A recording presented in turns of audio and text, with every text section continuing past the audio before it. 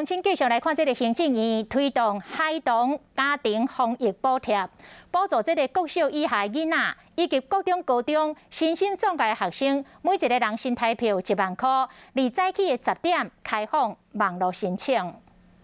鱼一份就要89块，他才帮你送嘛。然后肉排、牛排也是啊，一次都要1-2千啊。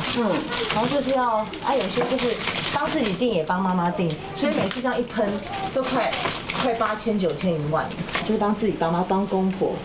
帮自己等于3个家庭，其实5天1万块就早就没了。 当时爱照顾3个家庭，这段日子，这个多多妈甲多多爸钱开甲歹算，为了防疫造成经济真大负担，这个多多妈透早伫电脑前，就等到10点的时申请囡仔家庭防疫补助，卡手若紧就有钱通领，1万块的头香抢着啊！我们要线上开会，然后他又要玩玩具，他吵我没办法，我就只好再帮他买个玩具，他表现好就买，这样一盒就1000多块了。 因为想要抢头香的家长伤济，网站10点开放10分钟后，网络就塞车，无法度入去啊。拢是因为行政院今日开放申请孩童家庭防疫补助，补助国小以下囡仔甲各高中身心障碍生，一人新台币1万块。今日早起10点先开放网络申請，6月18钱袋入去口座，卖使去自动提款机领钱，即卖等到6月18，期限拢是到9月30为止。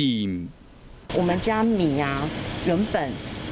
10斤可以吃到2个礼拜，我们现在1个礼拜就完了。昨天才又去补20斤，